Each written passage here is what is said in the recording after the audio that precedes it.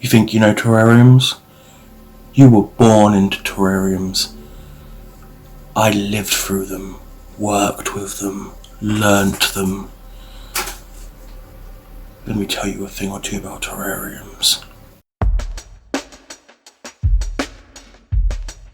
As you can tell, today's video is a collaboration with Aaron Deathley. I have been talking about doing this with him for months now. So basically, he has designed me a terrarium. We sort of talked about it for a little while, and today I'm going to try and do it with his instructions. And I wore my Nepenthes top for this specifically. I got an email asking if I wanted to review a terrarium, and I was like, yeah, sure, that would work with the idea I already had, so I don't have to think of anything. So here it is, and I'm going to show it to you a little closer.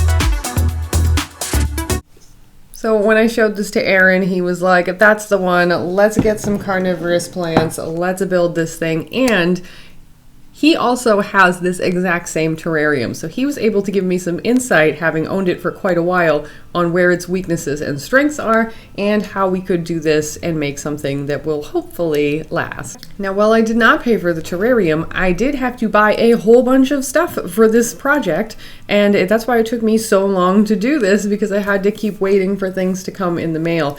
So I have my springtails, very important little cleaning bugs to put in the terrarium.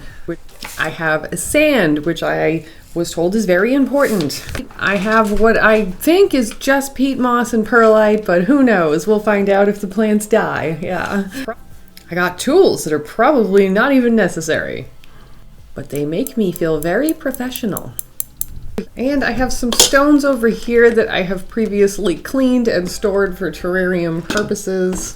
They're not the probably perfect terrarium stones, but I don't want to wait for any more things in the mail. Okay, so let's turn it back over to Aaron and see what the first steps are. I am here today to give my darling, beautiful Queen in Inspiration, Pamela, some quick pointers and tips and tricks on how to make the best carnivorous plant terrarium. So, we are also joined to continue the tradition of me appearing on Pam's channel with a snake. Here's Boudica, my sweet koi, my sweet, sweet girl. She is a Colombian red-tailed boa. She is a lot of fun. She is very, very sweet, very, very kind, and very, very gentle. And she is going to help us kind of get that real jungle vibe. So, the very first thing you need to remember when building a terrarium is the foundations.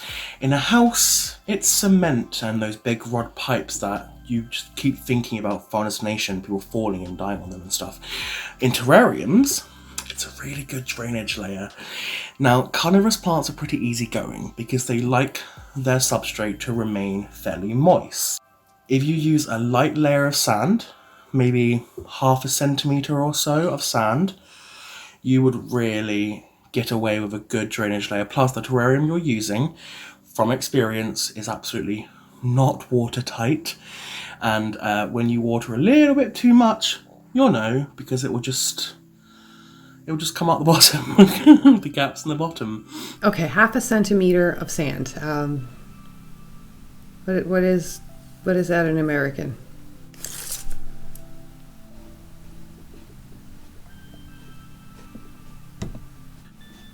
Well, this is very soothing. Okay, so we have roughly 1 centimeter of sand. Whoops. What's next? And then once you've got a sufficient drainage layer, you're going to want to hit up that substrate. You want to make a nice free-flowing but incredibly compact substrate base. So I do 50% peat moss, 50% sand. It's incredibly well draining, but holds on to that humidity that they so desperately need. Okay, 50% peat moss, 50% sand. So I have this stuff that was supposed to be for carnivorous plants that I got off of Amazon. Not my best purchase in hindsight. So hopefully all this organic matter that I see in here that's not supposed to be in here won't kill my plants. I guess we'll find out. I'm going to add a bunch of sand to this.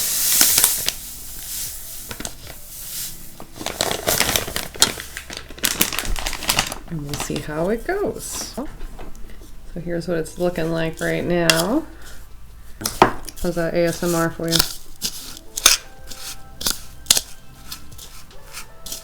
Now, me and Pam had a little chat about how we were going to do this. And I gave her a little idea of perhaps a slope, perhaps all the way back, or perhaps up to one corner, considering the height of the nepenthes in one end, and then perhaps having a equal pitcher to sundew level and having the sundews sort of draping beautifully on the little hill. And you want to make sure that you've got any driftwood or rocks or any larger pieces of hardscape material that you would like to use. Now is the time to pop them in, to anchor them into the substrate, and to work around them. Once you have successfully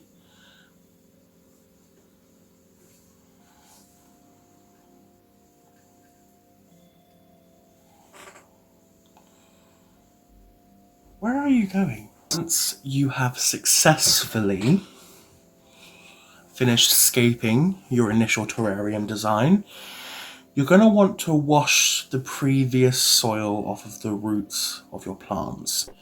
In the case of the Dracaeras, they're very compactly planted usually because their seeds are kind of put together. So you're going to want to very carefully kind of pull them apart. If you can get the clump down to a suitable size, by all means, keep them together. It might make things easier. It will definitely be less stress on the plants, so there'll be less likelihood of a little bit of dieback. But the nepenthes, you definitely need to loosen that root ball.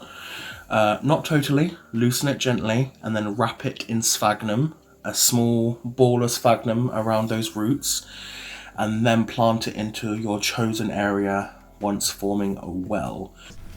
Okay, so this has a pretty shallow root, and you can see that some of the pictures that it came with have died off, and then we have new ones coming in. That's pretty exciting.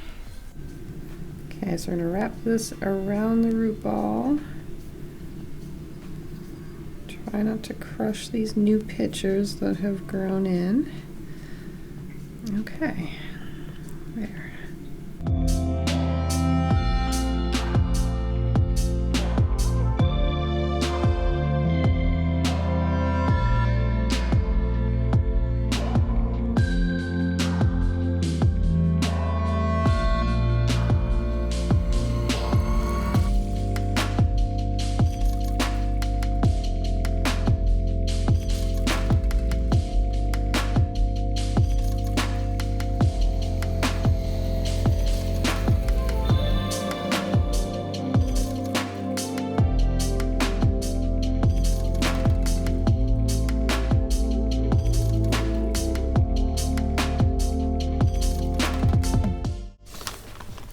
here is the moss. I've just had it in this bag pretty much since I got it home, just to make sure that nothing happened to it while I was waiting for the rest of my terrarium supplies. So let's try and pull these bitches apart. All right. You're planting your lycopodiums?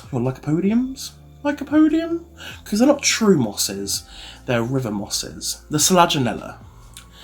You're going to want to plant it in clusters, because otherwise what you end up with is this huge, gigantic bush that will just circumnavigate the entire terrarium, and you will not have much time to chop it back.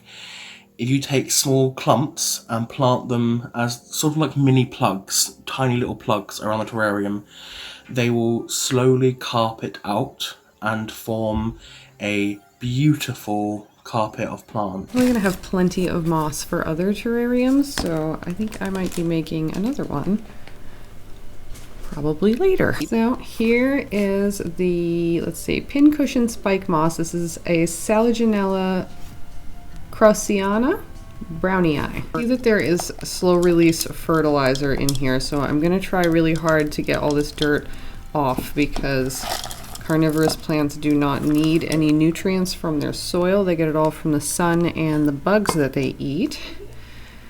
So we definitely don't want any of that business in here. So the dirt's actually coming off this pretty easy, so that's great. Got pretty clean roots right here and just a little clump of moss, and I'm gonna start making little clumps like this, and then I will put them all in the terrarium.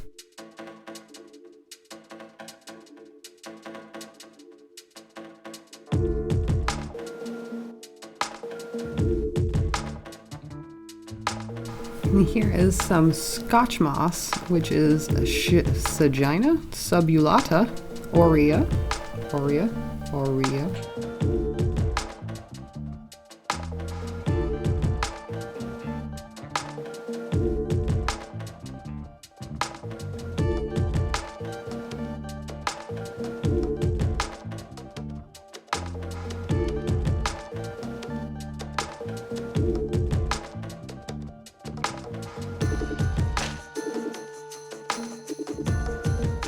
And then, oh no. And then you're going to want to make sure everything's very tidy. So if you take your springtails and you lightly dapple them on top of the soil layer, you can then take some sphagnum and just lightly pat it down on any exposed areas of soil or areas that you don't want to have like pebbles or rocks around, because it will end up with this really lovely, neat, sloping look, and it will really give you that extra kind of immediate, that's a really nice terrarium. Once you have followed these cheeky little steps from me and Boudica, give the terrarium a little spray down with some rainwater and pop it in a sunny spot, and I guarantee in a few weeks you may experience just a little bit of die-off, because you are repotting and potting up very sensitive plants. You'll have a pretty full terrarium. Good luck. I really can't wait to see how it turns out. I think you're really going to enjoy this. So we are all done with this. I want to say thank you to Ferrisland for sending this terrarium over to me to try out. It's definitely serving its purpose right now. I'm very excited to see how this terrarium does and if I can keep these guys alive. So wish me luck. Extra special thanks to Aaron Deathley for helping me out with this video. I'm so glad we finally got to do this. And if you are not subscribed to his channel, I will leave his information down below. Definitely check him out and give him a subscribe. He's one of my favorite human beings on this whole planet Earth, and I think that you will enjoy his videos if you like mine. Okay guys, thanks for hanging out with me today. Stay safe, and I will see you soon.